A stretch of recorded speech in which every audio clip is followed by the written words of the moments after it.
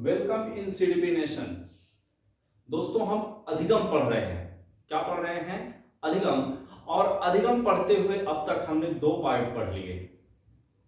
अधिगम बहुत ही important topic है टेट के नजरिए से, सुपर टेट के नजरिए से, नेट जेआरएफ के नजरिए से। सीधी सी अगर बात कहें तो आपको अगर बच्चों को पढ़ाना है, चाहे वो प्राइमरी लेवल के हों या ग्रेजुएशन लेवल के हों, तो आपको अधिगम पर वर्क करना पड़ेगा। जब अधिगम पर वर्क करना पड़ेगा तो ये पार्ट तो आपके लिए मोस्ट इंपॉर्टेंट बनता है, आपको पढ़ना ही पढ़ना है।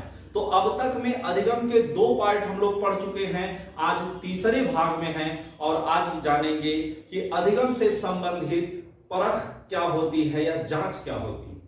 कोई बच्चा किसी तथ्य को कितना सीख पाया है या कैसे सीख रहा है, इस बात के लिए अधिगम वक्र का प्रयोग किया जाता है या अधिगम पठार व्यवहार में लाया जाता है। जैसा कि आप बोर्ड पर लिखा हुआ देख ही रहे हैं कि आज हम अधिगम वक्र और अधिगम पठार की बात करेंगे। अधिगम वक्र क्या होता है और अधिगम पठार क्या होता है? अधिगम वक्र की अगर हम बात करें तो अधिगम वक्र वो होता है जो आनुपातिक मान दिखाता है कि किसी भी कार्य को सीखने में कितना समय लगा। किसी भी कार्य को सीखने में कितना समय लगा है, इसके आनुपातिक मान को बताता है। देखिएगा, अधिगम वक्र किसे कहते हैं, लिख लीजिएगा। अधिगम की मात्रा किसकी? अधिगम की मात्रा यानी आपने कितना सीखा है।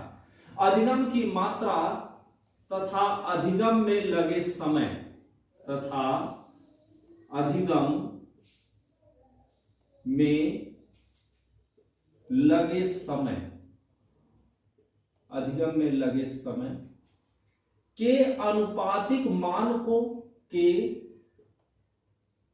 आनुपातिक मान को के आनुपातिक मान को रेखांकित करने पर, के आनुपातिक मान को रेखांकित या रेखांकन करने पर, रेखांकित करने पर बनने वाले वक्र या कर्व को बनने वाले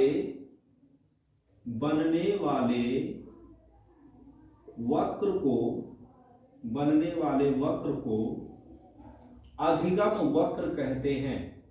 क्या कहते हैं? अधिगम वक्र कहते हैं। अधिगम वक्र कहते हैं। ठीक, ध्यान दीजिएगा। बात क्या कही गई है? बात कही गई कि अधिगम की मात्रा, क्या? अधिगम की मात्रा तथा अधिगम में लगे समय के आनुपातिक मान। कौन सा मान? आनुपातिक मान को रेखांकित करने या रेखांकन करने पर बनने वाला वक्र ही अधिगम वक्र कहलाता है। अधिगम वक्र कहलाता है। यानी 2 मान इसमें लेने हैं, एक अधिगम कितना हुआ और दूसरा उतने अधिगम में समय कितना लगा। ठीक है, उतने अधिगम में समय कितना लगा। स्क्रीनशॉट लीजिए तो फिर आपको एक क्वेश्चन समझाते हैं। चलिए देखिएगा क्वेश्चंस क्या है, इस ग्राफ को समझ लेते हैं। आखिर अधिगम वक्र बनता कैसे है उसे समझ लेते हैं। देखिएगा, अगर एक छोटा सा सिर्फ एग्जांपल उठाते हैं किसी एक व्यक्ति की, कि कोई एक व्यक्ति किसी किताब को पढ़ता है। ठीक, कोई एक व्यक्ति किसी किताब को पढ़ता है और उसे पढ़ने में उसे कुछ समय लगता है। जैसे उदाहरण के तौर पर एक बच्चे का उदाहरण उठा लेते हैं, राजू का। ठीक है, किसका? राजू का। सिर्फ एग्जांपल है भाई, किसी को नाराज मत होइएगा सर हमारा नाम क्यों ले लीजिए। देखिए, राजू की अगर बात कहें तो बात शुरू करते हैं। जैसे राजू एक दिन में, यानी पहले दिन, राजू एक दिन में गणित का, राजू एक दिन में गणित के 2 अध्याय को पढ़ा। राजू एक दिन में गणित के 2 अध्याय को पढ़ा, ठीक, यानी दिन 1 लगा और चैप्टर 2 पढ़ लिया, ठीक। उसके बाद अगले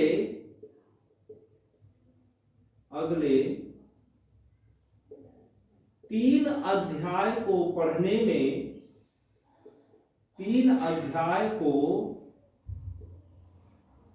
पढ़ने में राजू को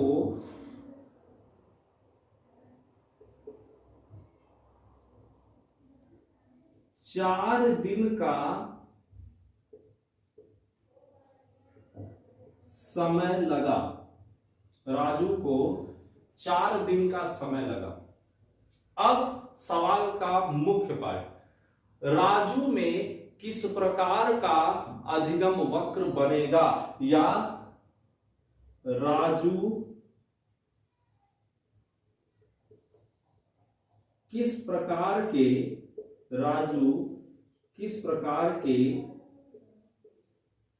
अधिगम वक्र का उदाहरण है। राजू किस प्रकार के अधिगम वक्र का उदाहरण है।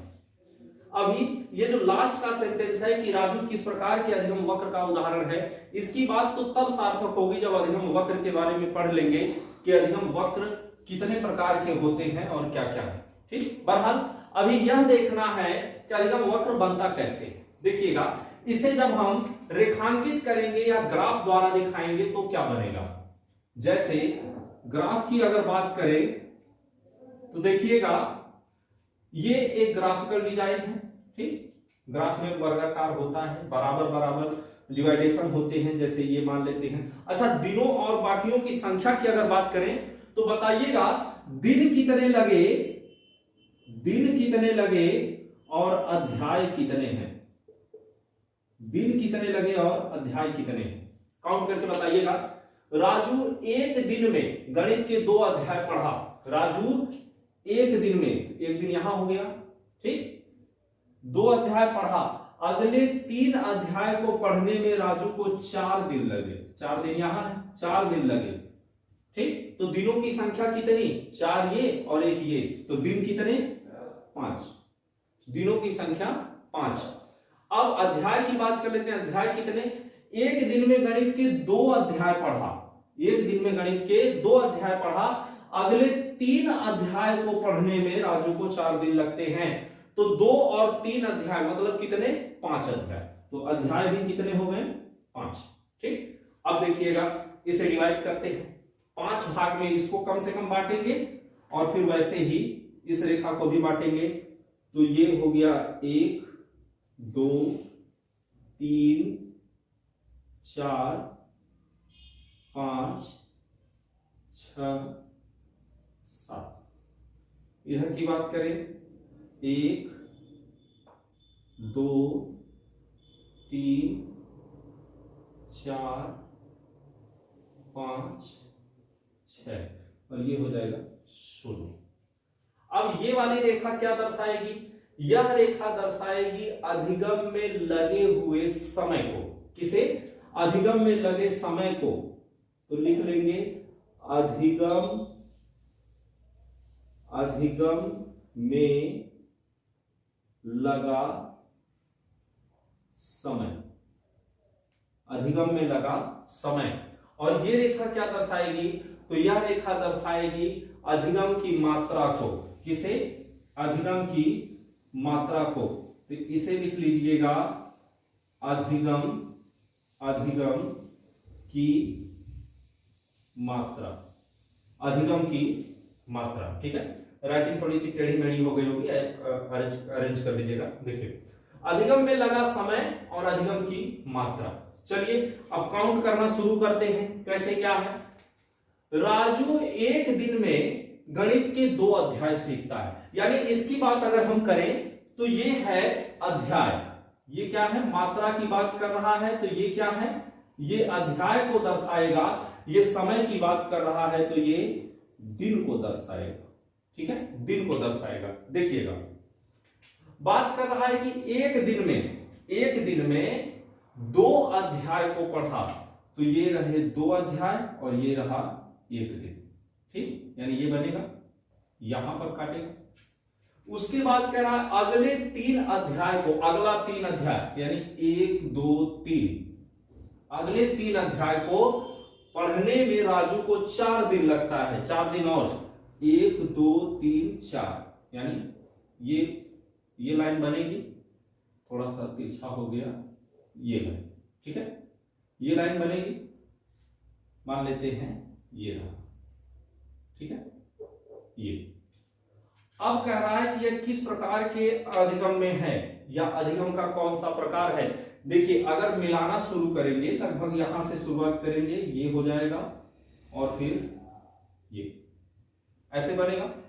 देखिएगा, शुरुआत की बात करें, बस अनुपात देख लीजिएगा कि इसमें घट रहा है कि बढ़ रहा है। तो इसमें बिल्कुल घट रहा है, क्योंकि एक दिन में 2 अध्याय सीख रहा था, यानी दुगुना। तो 4 दिन में 8 अध्याय सीख लेना चाहिए था ना, तो ये घट रहा है। वक्र की अगर बात करें तो वक्र देखिए बिल्कुल स्पष्टता दिख रहा है कि पहले तो बढ़ा था, ठीक ठाक था, एक दिन में 2 अध्याय था, फिर उसके बाद 4 दिन में 3 अध्याय, घट रहा है। तो अधिगम घट रहा है। जब अधिगम घट रहा होगा तो कहलाएगा घटता हुआ या ऋणात्मक अधिगम। ठीक है, घटता हुआ या ऋणात्मक या नकारात्मक अधिगम।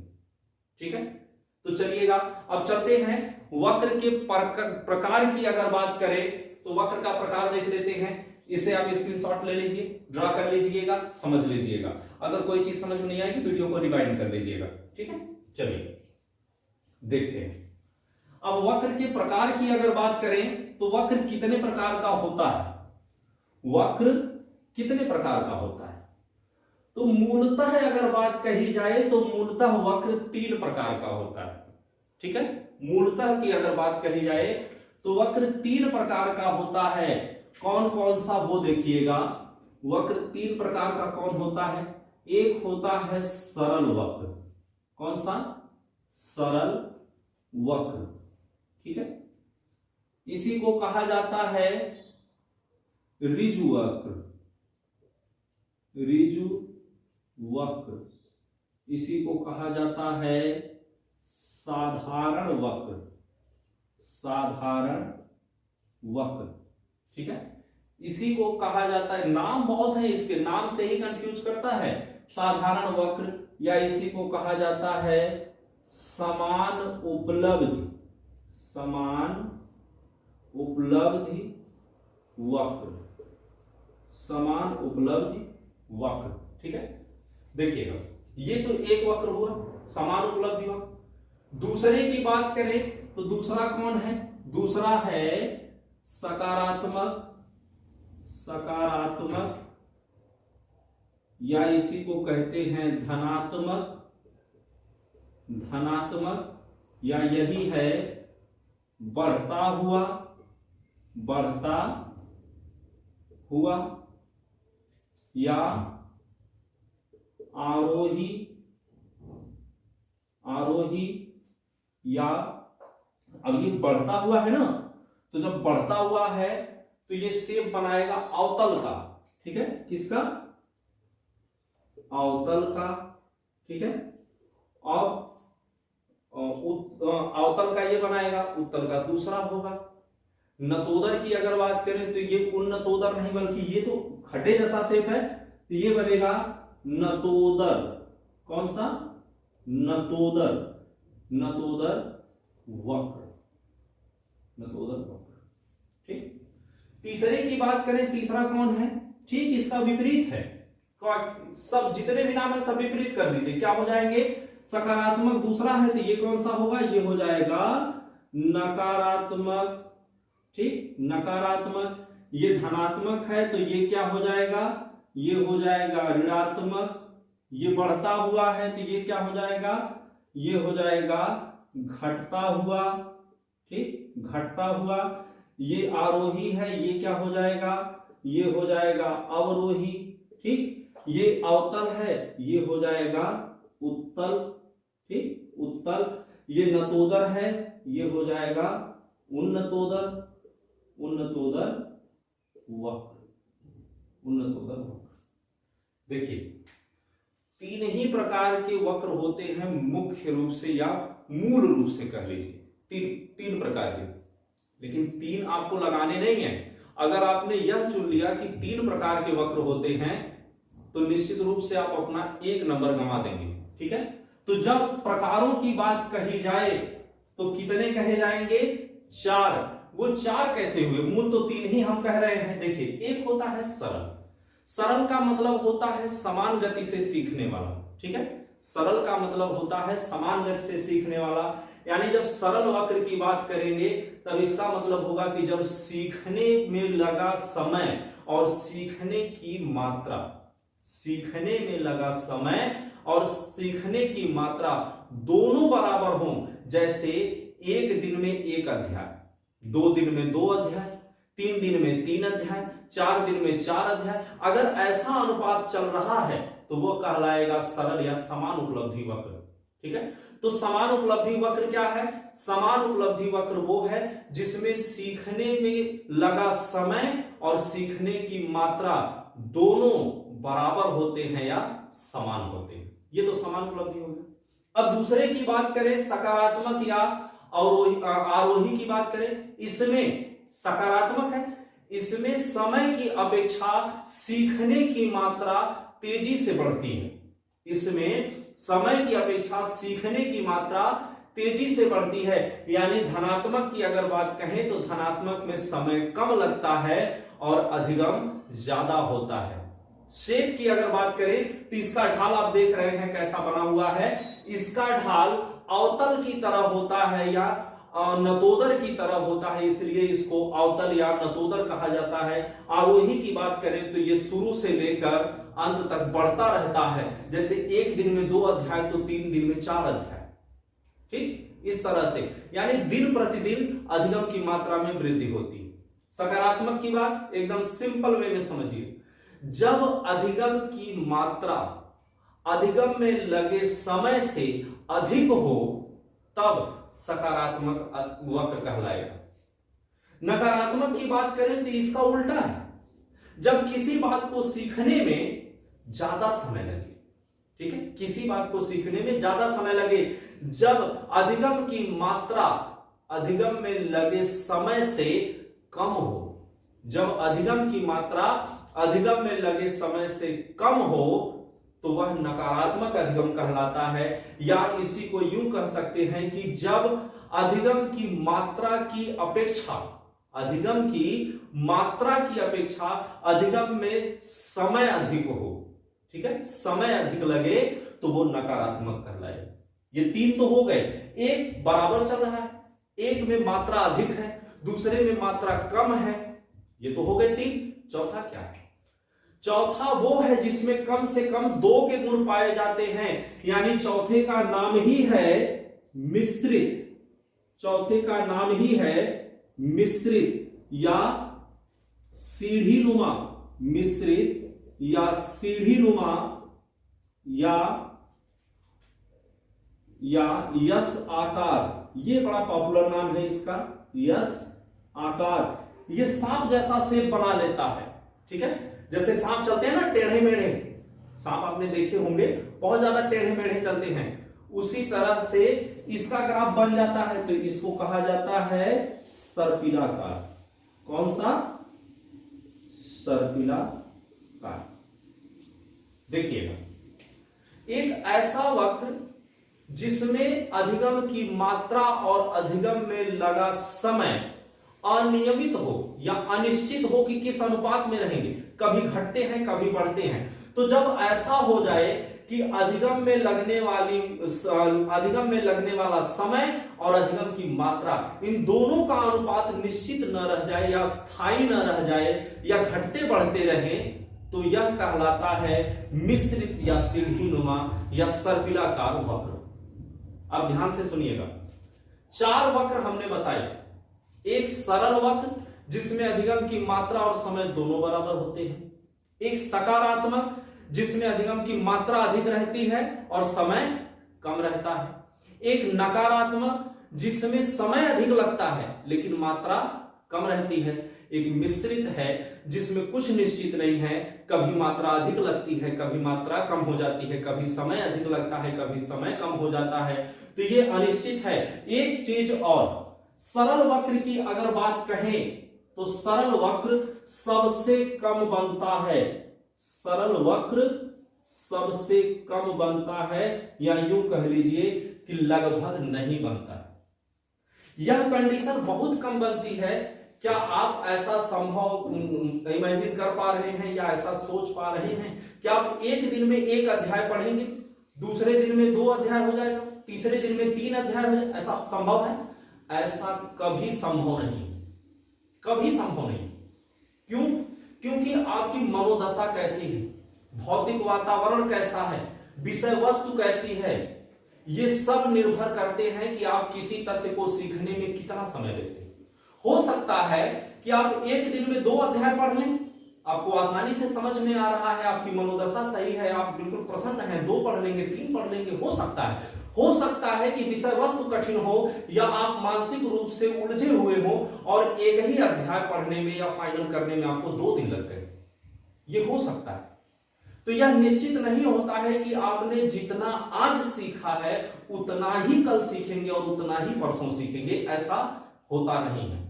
लेकिन अब सबसे कम या ना के बराबर बनने वाला वक्र कौन सा है? सरल वक्र या ऋजु वक्र। ठीक, अगर ये सबसे कम है तो सबसे अधिक कौन बनेगा? तो सर्वाधिक कंडीशन की अगर बात कही जाए तो सबसे अधिक बनने वाला वक्र है मिश्रित वक्र।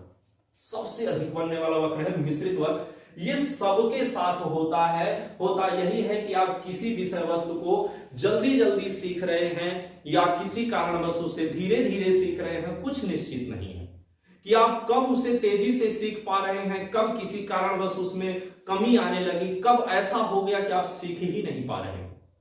बात को ध्यान से सुनिएगा, हमने कहा कि कब ऐसा हो रहा है कि आप सीख ही नहीं पा रहे हैं। अगर ऐसी कंडीशन बन गई कि आप सीख नहीं पा रहे हैं तो यह कंडीशन अधिगम पठार कहलाएगी। एक नोट आप जरूर लिखिएगा कि अधिगम पठार बनता कहां है। सुनिएगा, मिश्रित वक्र के अंतर्गत, मिश्रित वक्र के अंतर्गत पठार का निर्माण होता है। मिश्रित वक्र या यस आकारकी के अंतर्गत पठार का निर्माण होता है, जहां आप कभी कम कभी ज्यादा सीख रहे हैं, कभी सामान्य सीख रहे हैं। ऐसी कंडीशन में एक परिस्थिति वो भी बन जाती है कि आप सीख ही नहीं पा रहे, समय तो लग रहा है लेकिन आप सीख नहीं पा रहे। तो चलिए पठार को भी डिफाइन कर लेते हैं कि पठार किसे कहते हैं। ठीक है, इसको स्क्रीनशॉट लीजिए, फिर आगे चलते हैं। चलिए देखिए, अब बात करेंगे अधिगम पठार की। ठीक है, तो अध्यापकों ध्यान दीजिएगा, अधिगम पठार की बात करने वाले हैं। अधिगम पठार से एक सवाल प्रीवियस में पूछा गया था कि अगर किसी बालक में पठार की परिस्थिति बन रही है तो इसे किस दृष्टि से देखना चाहिए। यह एक सामान्य घटना है, क्योंकि जब आप सीखते हैं तो कभी तेजी से सीखते हैं, कभी धीरे धीरे सीखते हैं। तो सीखने के प्रक्रम में कहीं पर अटक जाना या कुछ समय के लिए रुक जाना, यह सामान्य सी घटना है। सीखेंगे तो पठार बनेगा। ठीक, तो अधिगम पठार क्या है लिख लीजिएगा, समझ लीजिएगा, देखिएगा क्या। अधिगम पठार की अगर बात करें तो इसका मतलब है सीखने की प्रक्रिया में, सीखने की प्रक्रिया में, यानी जब आप किसी कार्य को सीख रहे, सीखने की प्रक्रिया में किसी कारणवश, ठीक, किसी कारणवश, किसी कारणवश कुछ समय के लिए, कुछ समय के लिए, समय के लिए सीखने की गति में, सीखने की गति में अवरोध, सीखने की गति में अवरोध या रुकावट, रुकावट या ठहराव, रुकावट या ठहराव की स्थिति को, ठहराव की स्थिति को क्या कहते हैं? अधिगम पठार कहते हैं। क्या कहते हैं? अधिगम पठार कहते हैं। अधिगम पठार कहते हैं। सुनिए, अब अधिगम पठार की अगर बात करें तो अधिगम पठार है क्या? क्या यह अधिगम की मात्रा है? क्या यह अधिगम की मात्रा है या अधिगम में लगा समय? तो अधिगम पठार समयावधि है। अधिगम पठार क्या है? समयावधि है। ध्यान रहे भाई, ये मात्रा नहीं है, ये समयावधि है। इसी अधिगम पठार की परिभाषा को अगर दूसरे तरीके से कह दिया जाए तो दूसरा तरीका यही कहता है कि ऐसी स्थिति या ऐसा समय जिसमें अधिगम की मात्रा में किसी प्रकार की वृद्धि नहीं होती है, अधिगम पठार कहलाता है। इसी को अगर दूसरे अर्थ में कहा जाए तो वह समयावधि, लिख लीजिएगा, वह समयावधि, वह समयावधि जब सीखने की मात्रा में यानी अधिगम में, ठीक है, सीखने की मात्रा में किसी प्रकार की उन्नति नहीं होती है, उन्नति नहीं होती है, पठार है, पठार है। और पठार क्या है या अधिगम पठार क्या है? वह समयावधि, ये ध्यान दीजिएगा, वह समयावधि जब सीखने की मात्रा में किसी प्रकार की कोई उन्नति नहीं होती। जैसे ग्राफ में देख लेते हैं, आप किसी कार्य को सीख रहे हैं, आप किसी कार्य को सीख रहे हैं, लेकिन किसी कारणवश अब उसमें कोई वृद्धि नहीं होती है। जब कोई वृद्धि नहीं होती है तब आप उस कारण को समाप्त करने के लिए प्रयास करते हैं, उस कारण को समाप्त करने के लिए प्रयास करते हैं। जैसे ही वह कारण समाप्त होता है आप फिर से सीखना शुरू कर देते हैं। लेकिन जिस दौरान ये ठहराव आया था, ये ठहराव ही या यह रुकावट या अवरोध ही क्या कहलाता है? पठार कहलाता है। अब ये कैसे समयावधि है? देखिएगा, जिस समय ये ठहराव आया था उस समय किसी प्रकार की कोई उन्नति तो नहीं हुई, लेकिन क्या समय भी नहीं बढ़ा? क्या समय भी नहीं बढ़ा? तो समय किसी की बपौती नहीं है कि समय को कोई रोक लेगा, बिल्कुल नहीं। समय रुकने वाला नहीं है, इतना आप पक्का समझ लीजिए। जो आप इतनी परिश्रम से, इतने मेहनत से पढ़ रहे हैं, वो सिर्फ इसलिए कि आपको भी ये पता है कि समय न तो रुकेगा और न ही रिपीट होगा। जो समय एक बार चला गया उस पर सिर्फ पछतावा हो सकता है और कुछ नहीं हो सकता। सुनिएगा, हम लोग ऐसा काम क्यों करेंगे कि पछताना पड़े? हम लोग समय का इतना भरपूर उपयोग करेंगे कि जब समय बीतेगा तब भी हमें बीते हुए समय पर गर्व होगा कि हमने उससे ज्यादा वर्क किया है। सुनिएगा क्या है, कह रहा है कि वह समयावधि है जिसमें समय तो बढ़ता है, समय बढ़ता है, लेकिन अधिगम की मात्रा में कोई उन्नति या बढ़ोतरी नहीं हो रही है। देखिए, अधिगम की मात्रा की अगर बात करें तो लगभग इतना अधिगम हुआ था, लेकिन 2.5 से लेकर के लगभग 5 तक में लगे हुए समय में कोई मात्रा बढ़ी है क्या? नहीं। लेकिन समय बढ़ेगा ही बढ़ेगा। तो पठार क्या है? पठार एक समयावधि है। कैसी समयावधि? वो समयावधि जिसमें सीखने की मात्रा में कोई उन्नति या कोई परिवर्तन नहीं पाया जाता है। ठीक है, देखिए आज की वीडियो में बस इतना ही। आज हमने क्या पढ़ा? अधिगम वक्र पढ़ा। बहुत इंपॉर्टेंट टॉपिक है, यहां से एक सवाल आता ही आता है। अधिगम वक्र पढ़ा, अधिगम पठार पढ़ा। ठीक, अधिगम पठार के बारे में हमने जाना। पीछे कई भाग बन चुके हैं, 3 भाग बन चुके हैं, उसका डिस्क्रिप्शन में हमने लिंक दे रखा है। सीक्वेंस में देखेंगे तो पूरी चीज बड़ी आसानी से समझ में आएगी। आई होप आप सीक्वेंस में ही देख रहे होंगे। अगर आप अभी पहली बार विजिट किए हमारे चैनल को तो सब्सक्राइब कर लीजिए। अपने सगे संबंधी जिनको भी आप चाहते हैं कि उनके भी सपने साकार हों, उनके साथ ये वीडियो जरूर साझा करिए। जितना भी मैटर पढ़ाया जा रहा है सब आपको टेलीग्राम पे फ्री में पीडीएफ मिल जाएगा। टेलीग्राम लिंक हमने दे रखा है, अगर आप सर्च करना चाहते हैं तो सर्च कर लीजिएगा CDP nation by Azad sir. CDP nation by Azad sir आपको टेलीग्राम मिल जाएगा। टेलीग्राम से जुड़ जाइए, वहां आपको फ्री में पीडीएफ मिल जाएगा। जितने भी मैटर हैं सिर्फ 100% लगा करके आप ध्यान से पढ़ लीजिए। कहीं और से पढ़ने की कोई आवश्यकता नहीं है। मत भ्रमित होइए कि सर ये आता है वो आता है, कुछ नहीं।